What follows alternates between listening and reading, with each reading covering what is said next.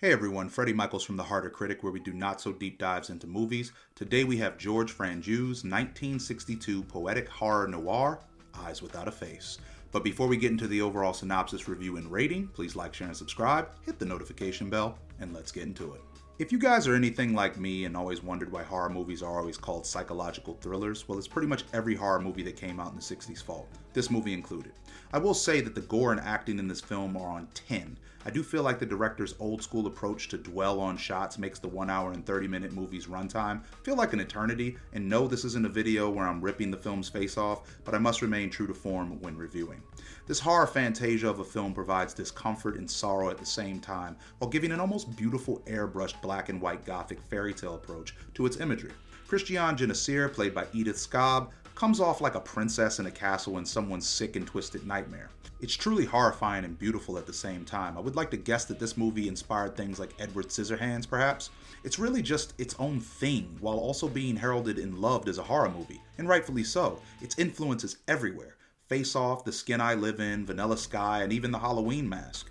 And as we embark on this French tale of sorrow and redemption, we're thrown into a murder taking place, or at least the aftermath, I should say, as we see a woman dispatching of a body. This movie is segmented into 3 parts that I will name for the sake of the video. Chapter 1, A Doctor's Guilt. Forgive me for all the names butchered in this video, but I'm trying to make it through it. Dr. Genesir, played by Pierre Brassard, is a man possessed with the undoing of his own actions who will stop at nothing and do anything within his realm of powers to restore the beauty of his mangled daughter's face.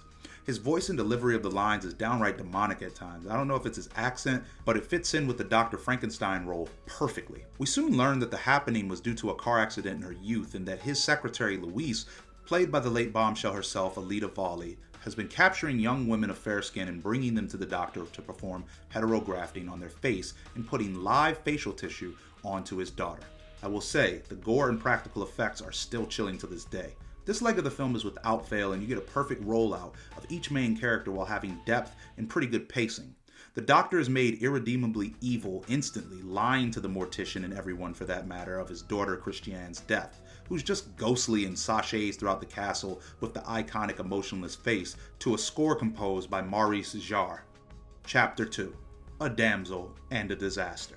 We are then given the modus operandi of how this monster uses his beautiful French Igor and abducts young women back to the castle to rip their faces off. The body horror goes from 0 to 100 as we shockingly get horrific shots of Christiane's face that show muscle tissue nearly ripped to the bone. I can't stress this enough, the look of the film and body horror is on 10. I can't even imagine what it was like watching this film back then. I also love the duality and completely selfish good and evil with Christiane as she passes the body of the young woman who's about to get killed on the table to hug and pet the dogs. This disfigured Nepo baby is a psychological mess, understandably so, but still, come on man. We get the calmish chase scene before victim X, Edna Gruber, who gets a glimpse of herself and jumps out the window just soft enough to discontinue her subscription with her heartbeat, but also landing right side up to show us the beautiful untouched face of Juliette Manuel. Chapter 3, The Caged Bird. With Christiane's face restored, we immediately find out through wicked medical reports that the doctor has once again failed at his procedure. With his unwavering desire to fix his daughter, it would only be a matter of time before some officials raise suspicion. So the crooked cops blackmail a woman into getting caught to oust the doctor, and the mystery girl runs into Louise, or should I say the opposite. And these criminal face traffickers wash, rinse, and repeat the procedure.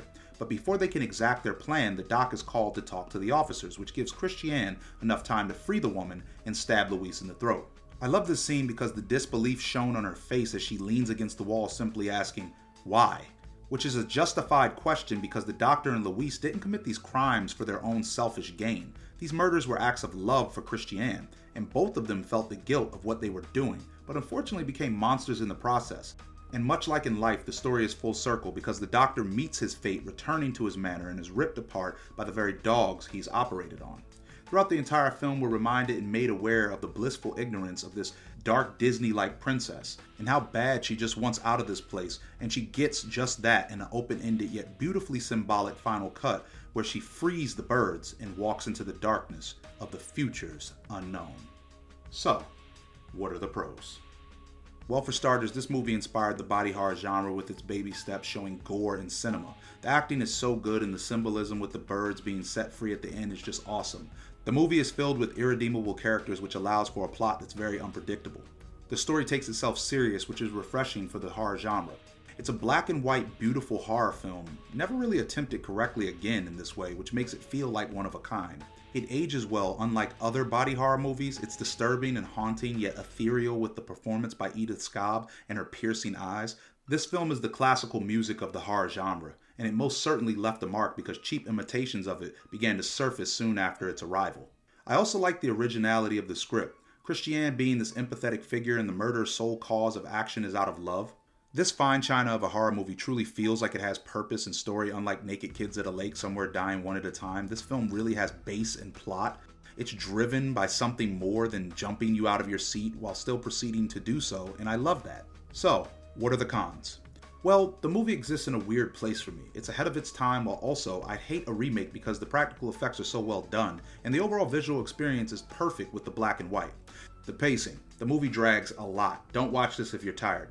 Not a good rewatch, no real replay value on this one for it to be so iconic. Something about Christiane not only disturbs me, but makes me kind of hate her. Her father, who loved her more than his own freedom, killed to bring her back to life, using the Frankenstein analogy here, don't mean literally. And she walks past his destroyed body like it's nothing after killing Louise. I honestly just grew to hate Christiane by the end of the film. She's a completely twisted, irredeemable Nepo child, and maybe that's the point. But it still makes her not only visually hard to watch, but also hard to relate to. This is one of the rare occasions where a movie is too short. 90 minutes isn't enough time to fully care about each pivotal character because of the genre. There's no werewolf in this film or possessed entity, and it doesn't need that at all. But what it does need is a little bit more room to run in the beginning to better establish the cast. I will say Eyes Without a Face completely has an identity. It's a tale of a thin line between obsession and love, and the limits a father will go for his daughter. This French horror classic is the beginning of a horror subgenre while feeling like a noir love story. And while I'd hate a remake, I believe this movie should most certainly be a short series to tell us more about the beginning of the film. Perhaps starting with the crash or showing us Louise's first abduction and how it changed her, maybe the doctor's hand shaking while he holds a scalpel before cutting into his first victim, and the process of him becoming the cold and callous doctor that is in the film. I just always have gotten the feeling that we were starting in the already established middle of the movie with this film. And while I do love it, I'm just left wanting more, and not in a good way. If we're talking impact on the genre alone, it would be a juiced 8.5 out of 10. But the lack of replay value, Christiane, and dreadful pacing while just being thrown into the film without its clearly more entertaining prequel that we deserve, I unfortunately have to give this film a 4.5 out of 10. If you enjoyed this video, please don't forget to like, share, and subscribe. Leave a comment of what you thought about the video or any movie that you would like to see me review next. As always, be well, and I'll see you soon.